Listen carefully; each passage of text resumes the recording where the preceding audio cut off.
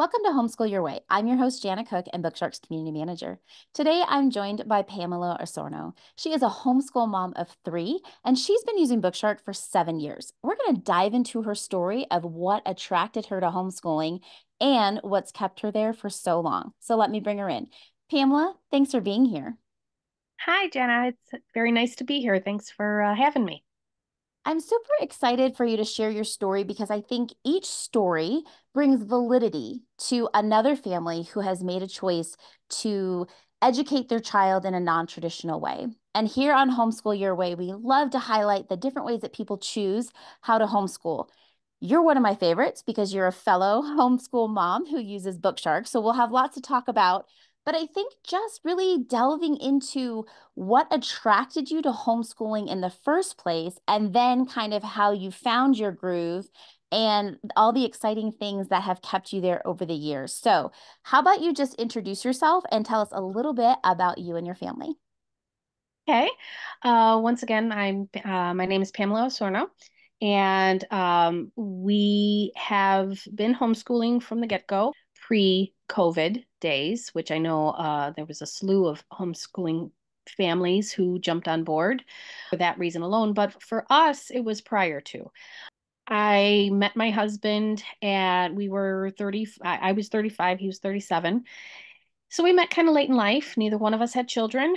And once we got married, decided to start a family. He was actually he was a rare breed. He was the one who recommended the idea, not recommended, but suggested the idea of me being an at-home mom and on top of that, homeschooling. I know that's rather unusual. I know it's usually the moms are the promoters, advocates for homeschooling. My husband was the one who suggested it to me, and I have a high school education. I took a couple college classes. I'm by no means a college grad. However, I do have a love of learning. My path just didn't take me into a full college experience.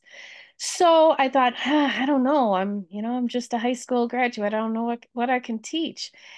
And I did go to one homeschooling conference in St. Charles, Illinois, some 10 years ago. And it definitely boosted my opinion of it. I thought, I left there after hearing a lot of discussions, hearing a lot of other moms, hearing a lot of educators who really made it make sense to me and gave me that desire to want to try this.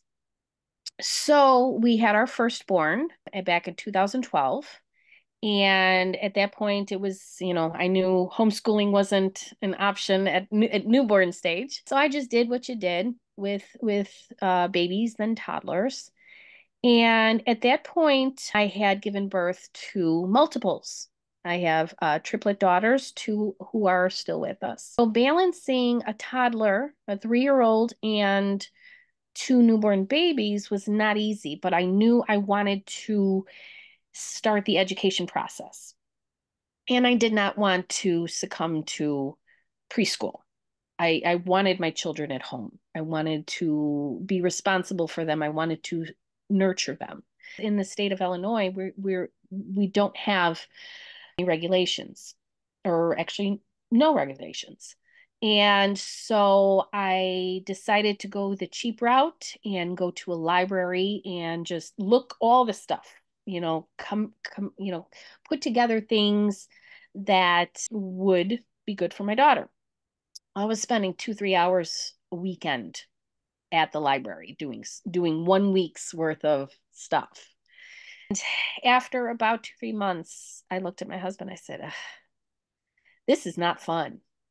It's not fun at all." So I decided to do a little online research, and I found a couple of curriculums, put in the old contact information, and the first one I received was a magazine from BookShark. With BookShark, I had a 4-year-old, and I thought, well, I'll start with the pre-K, as the pre-K didn't have as much as much as the further years. Therefore, it was significantly cheaper. In my mind, I said, we'll try it. If it doesn't work, we didn't lose a ton of money. It was worth those few $100s to get you out of the library on the weekend. Yes, absolutely, absolutely. And when I got the package, realized all the books, all the workbooks, all the things came included. And I'm a very type A, like I need things organized. And the way the setup was for it, it was so just easy, you know. I put everything where it was supposed to go. It was open up the book. These are the workbooks I need. These are the sheets I need. Voila, done. It was I shouldn't say no effort on my part, but very little compared to what I was doing. Hmm. And so my 4-year-old at the time was just, she was loving it. It was like, okay, rock on, let's do this. Then I thought, oh, okay, what's gonna be the next level? It's gonna get a little harder. And we have found through the years that the joy and the wonder of BookShark is once you get into your rhythm, it's the same rhythm, different material. They have comfort in that. They don't have that situation of we got to switch classes, we got to switch teachers, different teacher methods, different students around you. They don't have that. And I think especially during COVID, it was a huge benefit to them because it wasn't sitting by your phone every day. Are they going to have class? Are they, what's required to come in? They, they didn't know that. I mean, they knew that was happening, but it Sure. wasn't affecting them directly aside from going places with a mask on. I will say that that very point of being able to be a homeschool prior to COVID really helped. Like homeschool families kind of had a leg up in the sense that our day to day didn't change as drastically as the rest of the population, Correct. which having teenage daughters at the time was really helpful for us because I remember talking to a friend in town who specializes in counseling for teen girls, and she was like, "How are your kids doing?" And I'm like, we're great because yes, things have changed and there's stress, but it Yeah, wasn't the same amount of stress as other families were going through because of what you just mentioned. I mean, the right. stress of being a working parent and then wondering what you're going to do with your kids. Is today going to be different? Am I going to be able to go? I mean, so many things that it's like if you got to step into homeschool during that time, I hope you were able to get some of that stress relief for you the way the rest of us were already kind of in that. Right, right. Yeah, that was a very difficult time overall, but it just the poor kids. Mhm. I spoke to a fellow mom who she was inquiring about homeschooling. This was at the heart of, the lockdowns and all that stuff. And she was asking me about it, and I was giving her as much information as, and of course offering any help and recommendations that I could. And she said that the other moms that had students in the same classes that her kids were in, their attitude was, well, yes, they're behind, but at least they'll all be behind together. And she's just like, that did not resonate with me at all. And I'm like, it wouldn't for me either. You want to keep moving, with their little brains moving so fast and soaking up so much to have a stall and to say that's okay, and you could say, well, it was beyond circumstances. But if you could just take that education and bring it home and run with it. And granted, at the time, we were living week to week, day to day, month to month, we didn't know what we were doing. But yes, as a homeschooled mom, it didn't hurt us in any way, shape, or form. So I was very grateful for that. Very grateful for that. Another point, if you don't mind me making, one thing that was a huge, huge benefit in homeschooling. Um, we recently lost my parents in 2022. I lost my mom in February of 2002, my dad in October of 2002. Now, in our typical homeschool week, we follow what BookShark does. It's a 4-day week. And what we would typically do is, 2 days of school, go visit Grandma Day and Jaja, and 2 days of school. And then we had our weekends to do whatever we wanted. I was very grateful that we had that and that my kids knew their grandparents before they passed.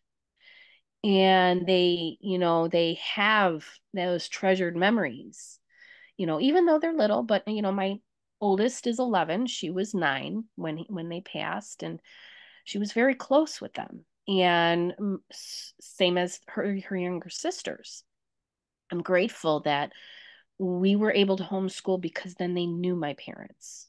They knew them, they loved them, they received the love from them before their time was up. And on top of that, with my mom's passing, it was a shock. We didn't see it coming. We were not prepared. And to sit there and say, you know what? School's gonna it's gonna be set aside for a week or two until we can figure everything out, until we can grieve, until we're ready.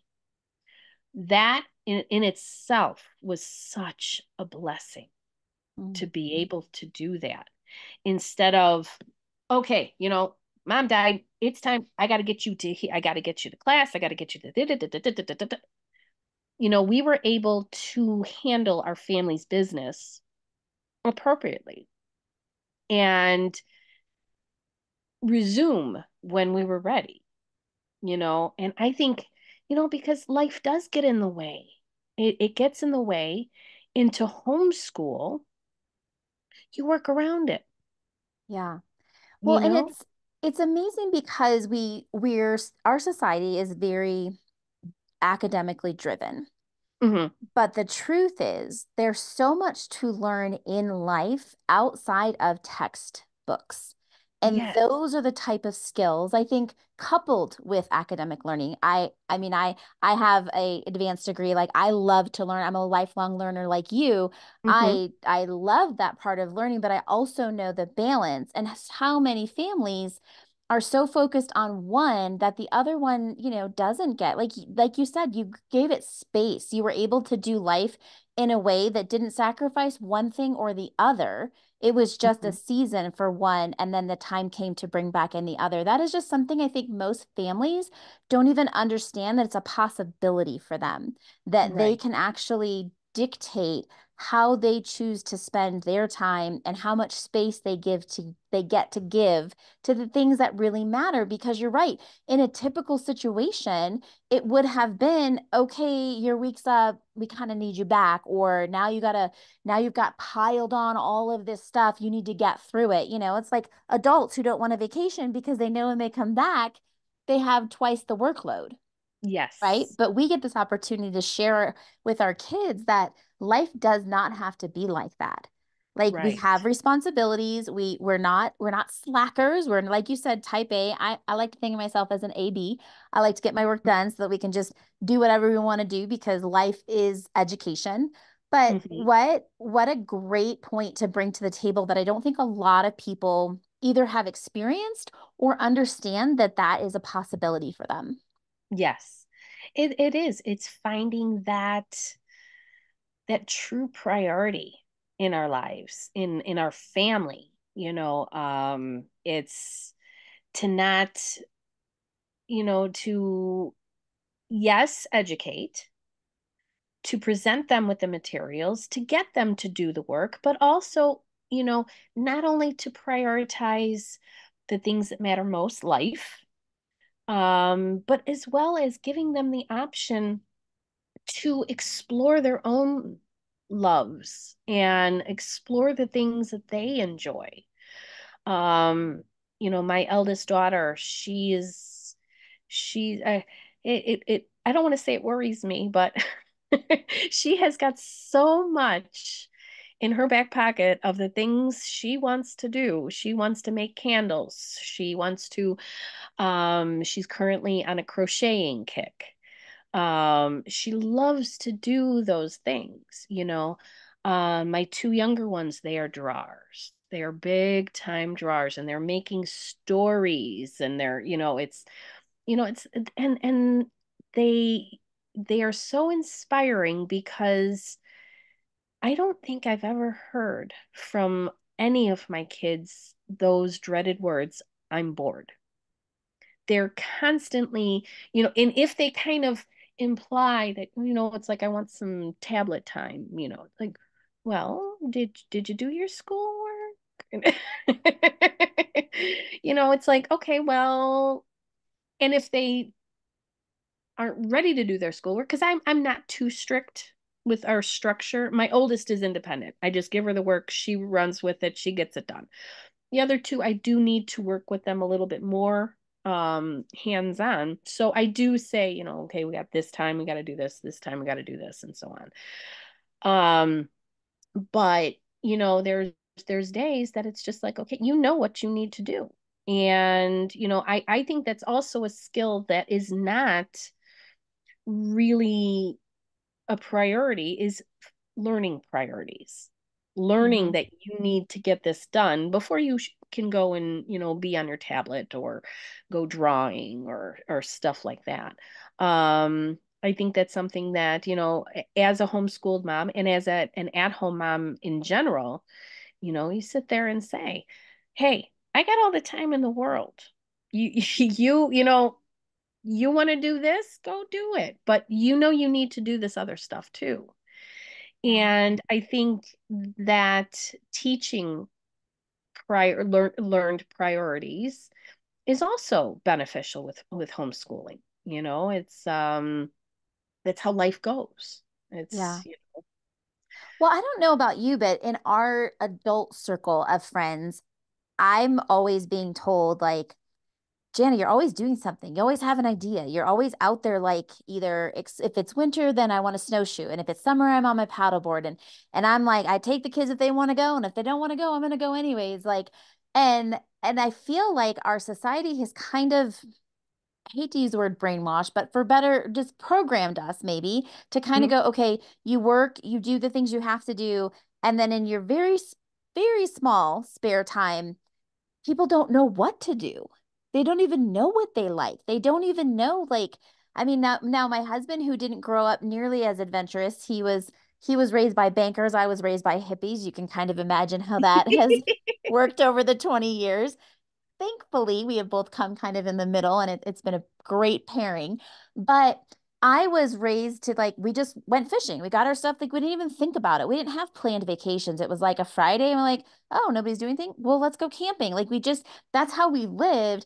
And so I just assume that that's how everyone else has lived. But I'm finding more and more that that's just not the case. Now, with my girls having homeschooled, they're the kids who are like, hey, let's go camping. And then to their friends, hey, I know it's summer, but if we get up at 6 a.m., we can go paddleboard before we all have to go to our jobs in the summer. I mean, it's this amazing thing to see the next generation going, oh my gosh, this is actually working. Now, mind you, all of these girls, a couple of them also homeschooled with my girls, but they're all college bound. Not to say that that's the end all be all, but Mhm. that was a choice they could all make because they did get a quality education being at home, but was also so balanced. And it wasn't just about academics, it was about the memories that they made. Even now, as they're seniors in high school, they're able to, like, on Instagram or Facebook, people make these like picture collages. Well, my girls can't even fit all the pictures of all the things that they have done with their friends, and let alone like with our family. And to me, Yeah. that is a life worth living. That is what I want my children to know, is that yes, we work and we work hard and we do our best, but that Mhm. is not what drives us in this life. Like, we get to choose the things that we prioritize. And I think Right. homeschooling really helped them see the benefits of that because my husband and I are both hardworking people. Like we do our jobs and we do them well, but then we do have this space where we get to go, let's go to a concert this weekend. Let's go out and go on a hike. I don't want to just sit around and stare at my four walls or and don't get me wrong, I like to binge watch every now and then too. Like I'm not saying I'm anti, technology or screen time or anything like that, Hmm. but it really is neat to see, all of the things that we have been able to do with our family because we chose to homeschool and, Yeah. and do it differently. Yeah. Yeah. It is. It's nothing but a luxury to be able to homeschool. You know, I'm gonna dote on BookShark, to have a curriculum that I mean, I have behind me, I have every year. I've got every year. I don't plan on selling them. I know some people do, nothing wrong with that. But there's so much rich knowledge that the kids do. They go back and forth. Can I see the red book? I know that's the red book from the pre-K section, and Yeah, um, but just to have, another thing I love about Bookshark is that it isn't online. It's book, it's paper, and it's pencil. Call me old school, call me not progressive. That's just, to me, you can't take that away. It'll yeah, it'll be there. yeah, I mean, God forbid there's like a fire or something, but you know what I mean? It's yeah, just, this is information that's gonna be here. It'll always be here. And it won't be one day, oh, it's not available, that website's down, hmm, or God forbid power goes out. You know what I mean? yeah, yeah, Um, or the server went down from whatever website they were using. I'm yeah, not trying to put down, online programs. sure, Um, but my husband and I have talked many times, and I've expressed my opinion on, is sometimes, like on a Saturday's days off for mama. So mama doesn't cook, mama doesn't, and I may give them their tablets. Or they love to play Roblox and they love to, do this and that. And, he's just like, oh, I don't want them on that all day. I'm like, hun, their schooling is book, paper, pen. right, And a lot of kids in schools, everything is online. And I think that that's such a detriment. I mean, hey, if kids are learning from it, great. I'm trying not to give a negative opinion toward it. But I just think it's so much more nurturing to use the old-fashioned book, pen, paper. And it's, like I say, it's all right there. And that's why I won't get rid of anyone. Kids could be out of the house. We can offer them to the grandkids, or I like them. There's many of these books that I will just sit down and flip through, and my kids. My yeah. kids, they'll just pull out a book, and, whether it's just fun reading, or we've had many instances. Oh, I remember this from last year, and they'll scamper off and get the book. And Yeah. it's just such a rich life we have. I will And interject to bring validity to your concerns about screens. I have a friend, and I've read some studies about how this current generation is having a hard time with peripheral vision because they're focused so closely and on the screen. And the difference between what eye muscles are used to focus on a screen, even though the words are printed out right in the same font, the Mhm. same size, it is totally different than using paper because of the backlight on the screen. I mean, there's so many little nuances to this idea of why we stick with actual books and Yes. and why you're still writing. It's like, why I don't need good penmanship. You can type everything out nowadays, right? Which there is truth to that. And yet, Mhm. like you pointed out, power goes out, servers Yeah. go down, things do happen. And so if we have the ability to know both, then our Yes. kids are going to be able to be more adaptable. There was another book I read recently, and she was saying that what our kids are going to be doing in the next 10 to 20 years as far as career and jobs, it's not even created yet. So how can we prepare them for Right. something that is out of our scope or understanding? Well, we Mm-hmm. can't, but what we can do is make sure that they are creative, that they are critical thinkers, that they can problem solve, that they can recall in order to do those necessary skills. And so I'm like, I get so excited talking about homeschool because I'm like, oh, well, then we're good. Like, kind of like, it's like we're preparing our kids for those things and like not even really knowing why we want to keep holding on to books, right? Absolutely. Well, I'm really interested in this, in your story as it progresses, as you guys, you kind of you weren't necessarily organically drawn to it, which you and I are the same there. I had no desire to really homeschool my kids, even though I was homeschooled, so go figure. And then you were kind of approached, same thing. I was approached by my spouse and he's like, "Hey, what do you think about this?" And I'm like, "Oh, you've got to be kidding me. Do you know how much work that is?" You had mentioned a luxury. And when you said that, I wholeheartedly agreed. But I also felt like we also have sacrificed in Mhm. order to be able to homeschool. So it's one of those weird tensions of it's a luxury that we can, but it's a sacrifice that we do.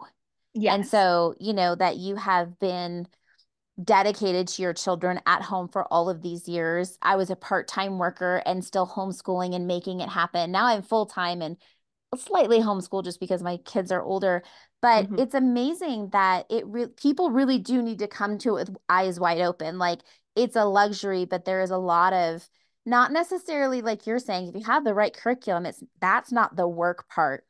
It's Right. the intentional time you are building into your children. That is the work Yes. part. Yes.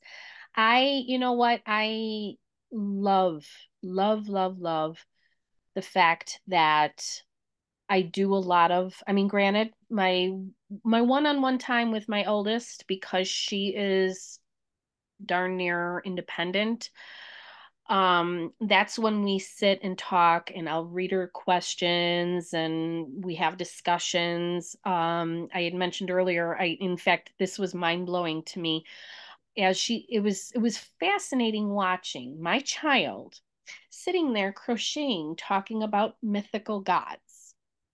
And I'm like, I wasn't hearing a word she was saying. I was just watching her. Like, my gosh, Um, that things like that. I've expressed to many of my teacher friends, I get why you do what you do, because to Mm. see that light bulb go off and to see it go off in your own kid, worth it all. Worth it all. Um, I think anybody can be a homeschooling parent, you know. Um, Anybody can make it happen. However, I think it can be the most amazing joyride if you yourself have a love for learning. I only took two college courses. I went from high school right into a full-time job. I can't say I'm the most educated person on paper, but even in my 20s, even in my 30s, a pastime for me was going to the library and just wandering and just, what do I want to learn today? What do I want to learn? Oh, this looks neat. I always had a love for learning. And then when it came time to say, okay, we're doing this, homeschooling kids, looking over the material and either teaching them what is to be taught or us learning together. That is just magical. I remember with teaching my oldest, which I'm now this year teaching my youngest, US history. I had an awful, and I won't use names, but I had an awful US history teacher in high school. It was there was a discussion on Facebook, and I wasn't the only one who couldn't stand him. He was brutal. But regardless of that, I had no education, no enjoyable education on US history. So when we started our school year and I opened up the book, I looked at my kid and said, I'm going to be honest with you. We are going to learn this together because I do not. I mean, I know Christopher Columbus, I know George Washington. Beyond that, I am ignorant to it. And to sit there and teach her and learn at the same time was just, oh my gosh, such a great experience. When I had a aha moment, I would share that with her. Oh, well, that makes sense because this is how things are, Hmm. you know. So it was really an enjoyable experience, and I have so many of them now. And now teaching two more, there's a lot more perspectives and a lot more points of view that I can work with and teach them the basics and then talk about how it relates to real life. Such a connection is made there when you're learning something together. Now, I have to ask, does your husband ever feel like he's missing out because he is not the main teacher who gets to learn alongside with the kids? Like, I know sometimes my husband must be like, oh, what'd you guys do today? Oh, that sounds like fun, and part of me was like, oh, like he doesn't, I mean, granted, it's not all roses, right? And rainbows, but at the same time, he was definitely seeing our kids grow, and I think there was a little bit of FOMO from him, that he Yeah. wished that he could be in that because he was publicly schooled his entire life and hated school, did Mhm. not have a love of learning. Now, he does, certain subjects he'll go and research because it just really fascinates him. So he does have that. And I'm always like, man, if you would have homeschooled, like you could have done that all day long and just done the things that like you get done quickly, what you need to get done so that you can then do the things you want to do. Because Exactly. yes, I'm like you, like we're gonna get through it all. But I Mhm. just think about the disservice to him and his education because, I mean, there's so many times he'll be like, you guys, do you realize that, like, I never got any of this? Like, I wish somebody had sat down and if I didn't like it one way, we could turn around and view it from a different angle, because there's time Mhm. and there's space and it's customizable to each child. And it's just like, so amazing. So when I see the contrast in my own house being public schooled and then homeschooled myself and him being totally public schooled, it's interesting to see the perspective and sometimes I think I'm like, oh, he's missing out because I get to do it again, which I already did it once, and he's not done it at all. Yeah.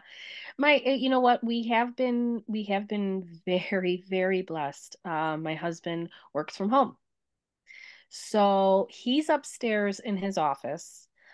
And he gets to overhear Hmm. some of the lessons going on, and the kids may run up to him, "Hey, Daddy, look what I did," So I don't think he feels too left out because he's in the house. Hmm. We're so, so, so blessed Yeah. with that fact because he does, get some of it. I don't Yeah. know if he feels that he's completely out of the loop. A lot of times at dinner we'll sit down at dinner and, oh, what we learned today, Hmm. just to make conversation and to share, oh, I didn't know about this. Just the kids, my youngest two, they were I like to go onto YouTube and we're learning about mammals, and we were learning about the eye. I've never heard of an eye.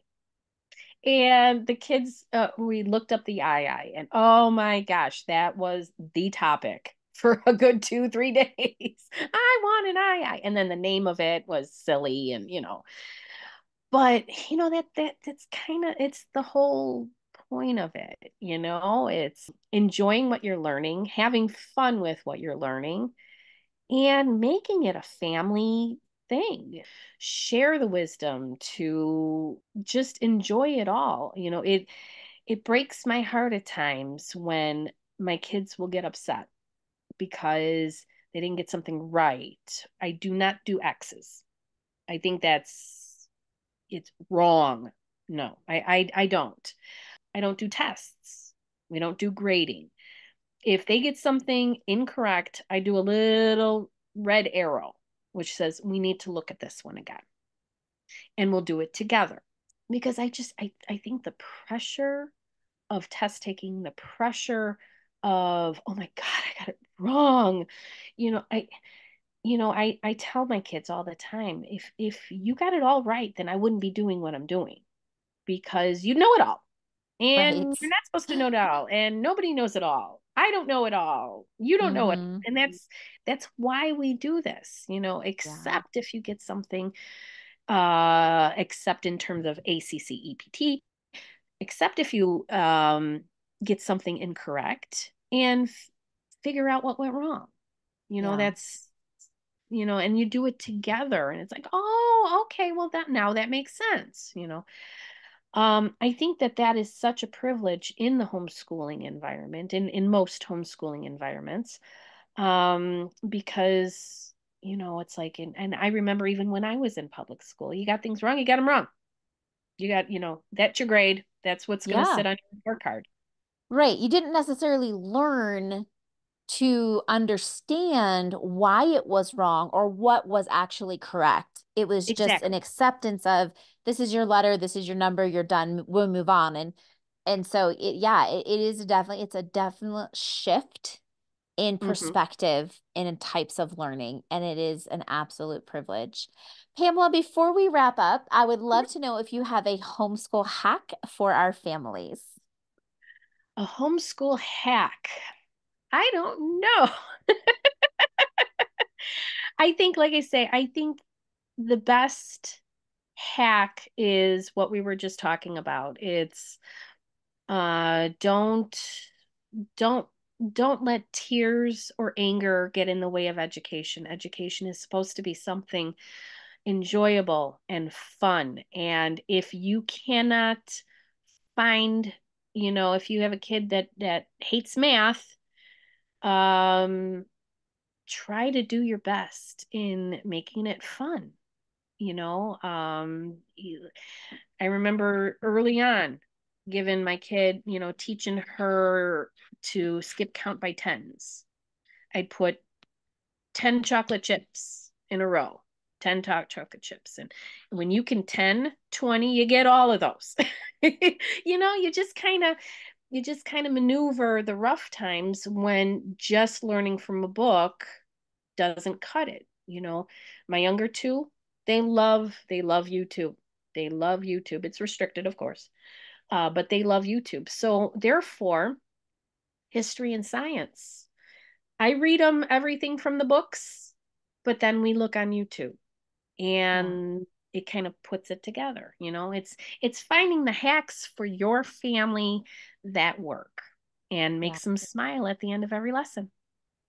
I love that. I love your enthusiasm and your joy, even in your seventh year of homeschooling three children, that you still have, I mean, that love of learning, that's what we want this next generation to continue, is to continue to love and be curious and adventurous.